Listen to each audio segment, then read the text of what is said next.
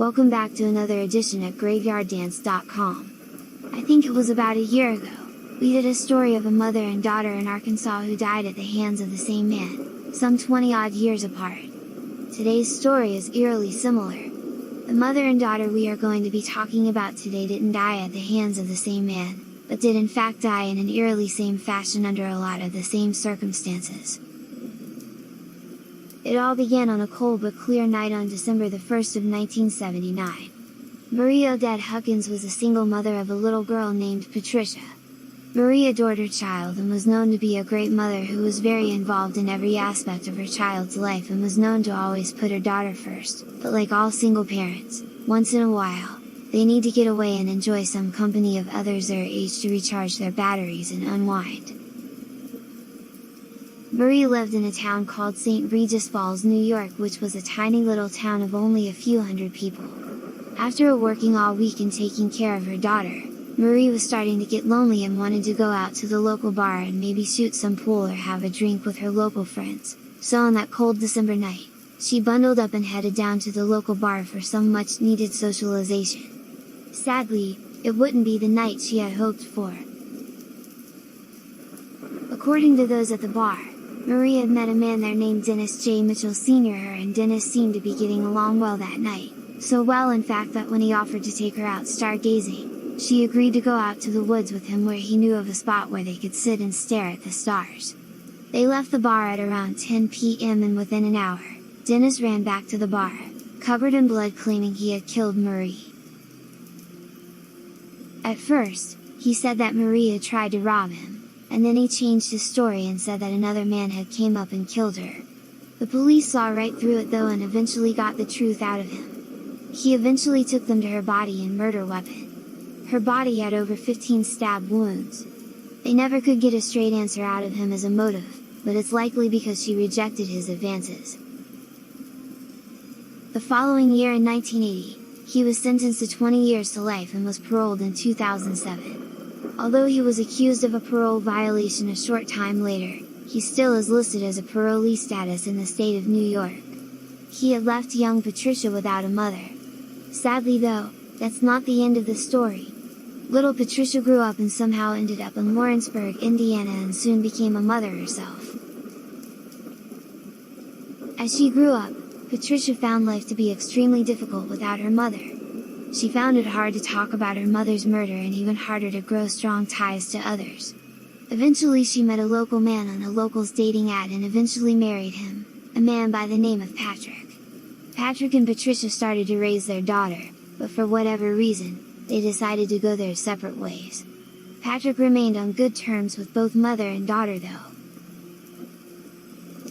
It wasn't long before Patricia had decided to take up dating again. Strangely, on the final night of her life, she said something to Patrick that was hauntingly prophetic. She told him that she knew he gave her a better life and that she really appreciated him for it and that she really did truly love him for it. With those chilling last words, Patrick and his daughter Amanda headed home for a night of watching TV while Patricia got ready for a trip out with her friend to a casino and bar. After going to a casino, she headed to a local bar with her girlfriend that night to unwind and see who she could meet and talk to relax and unwind. The men and I use that term loosely because no real man would do the kinds of things they did, but the guys they were about to meet were not the kind of men any woman would ever want to ever meet or get to know. They were a total waste of oxygen if there ever was one. It would be too late before Patricia would find out though. Ronald Pavey and George Liapis were two locals who shared an apartment. They were for the most part, social rejects who loved trolling the local bars for drunk and impaired women. In doing research for this story, I couldn't find a single photograph of them online, not even their mugshots or prison photos. It's just as well though, they don't deserve any recognition for what they did to this beautiful woman and on her birthday as well.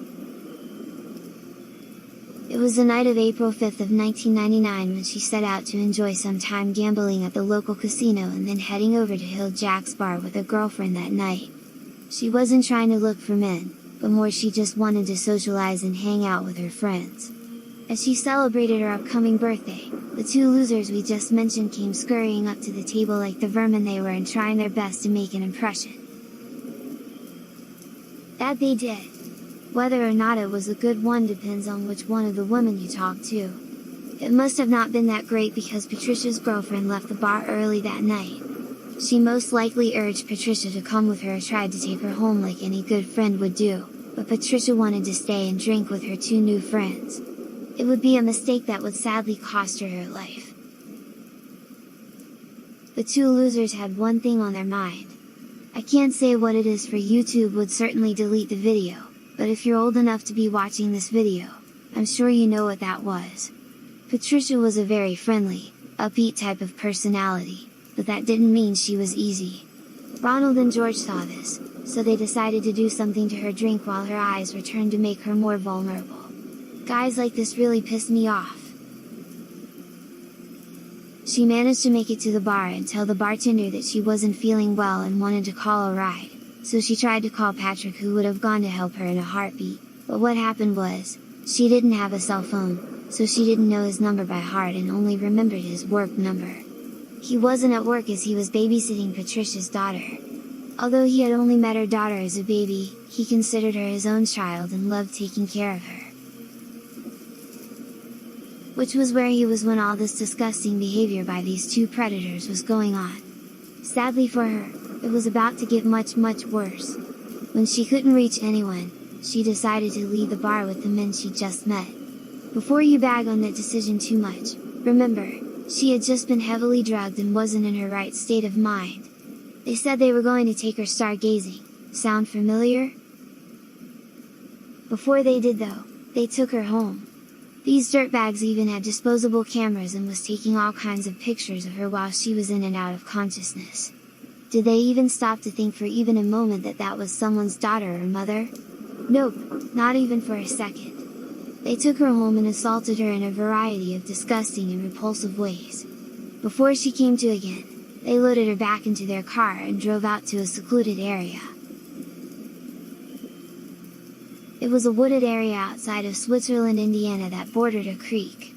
As she came to, she had remembered them saying something to her about taking her stargazing, and for a moment, she thought that was what was going on, but Ronald Pavey didn't want to risk her remembering or figuring out what had just happened back at their apartment. Without even giving it a second thought, he knocked her down and proceeded to attack her until they thought she was dead.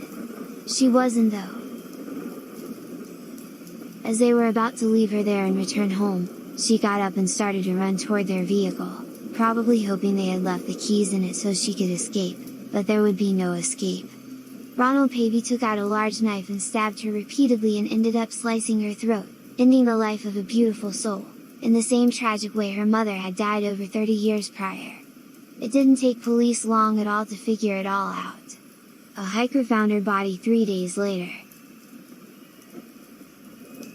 Witnesses at the bar had seen who she had left with, and when they got a search warrant for the two's apartment, police found a treasure trove of evidence including Patricia's bloody jacket and blankets and other clothing full of evidence, but the kicker was the 2 cameras full of pictures of the 2 idiots committing the actual crimes and saving the evidence as if it was going to be bragging material or some sort of trophy prize. Absolutely sickening how some people's brain works. George Liapis was the first to crack and tell police what really happened and got a plea deal out of it for testifying against Ronald Pavey. Pavey got 65 years and George Liapis got 30. Just my own personal opinion, guys like this should never get to see the light of day again. Period. If you accidentally kill someone and you don't mean to, I could see it, but to do what they did? No way. They should rot. Just my opinion. Anywho. Although Patrick, her ex-husband, wasn't legally obligated to, he took in Patricia's daughter and remained her father. I don't know him personally, but he sounds like a really good person, and I really hope that he and Amanda, their daughter, can find some kind of peace and happiness in the rest of their lives. Amanda was worried that with the history of what happened to her grandmother and mother, it could happen to her. We send her our prayers to keep her safe from any kind of harm. It's a tragic story, but one that people today can learn from so that they can hopefully prevent anything similar from happening to them. Like 1, never leave your friends behind at a bar or that type of setting. Make sure they know that if they ride with you, they are leaving with you, and don't let them talk you into leaving them, especially if any type of substances like alcohol or other things like that are involved. 2. Watch your drink closely. It doesn't matter how nice someone seems, remember when Bill Cosby was one of the most respected men out there? It's often the people you'd least expect, so if you think there's even a remote chance that your food or drink has been tampered with, don't touch it. It's better to get a new drink. 3. I don't care how big or small you are, learn self-defense. I'm pretty tiny, but I can hold my own against nearly anyone. Ladies, kids and teens, remember there is strength in numbers. The more of you that are together, usually the safer you will be. Don't get pulled away from your group and get taken away by scum of the earth like this. If you have any other ideas, we'd love to hear them below. It's tragic and heartbreaking hearing stories like these, but if one person learns anything at all that could save their own life, I'm sure Patricia and her mother would both be happy by that. Marie and her daughter Patricia were both not only great people, but great mothers as well. They didn't deserve to die at such early ages or in such horrific ways. If you're like me and watch the news and true crime shows daily, you're probably with me in that this kind of thing happens all too often. Call your state's congressmen and senators and ask them for harsher sentences for violent offenders. Let's help clean the streets and make it a safer place. Rest in peace, sweet ladies. If you liked today's story, visit our social medias and our merch shop in the comments below. A like to the video and subscribe to our channel would help too. It means a lot. Do you know of any strange cases you think we should cover? For a full list of our content, go to graveyarddance.com and click videos and scroll back. We cover all kinds of strange and spooky content ranging from true crime, dark history, paranormal stuff and more. Anywho, till next time. Thanks for watching.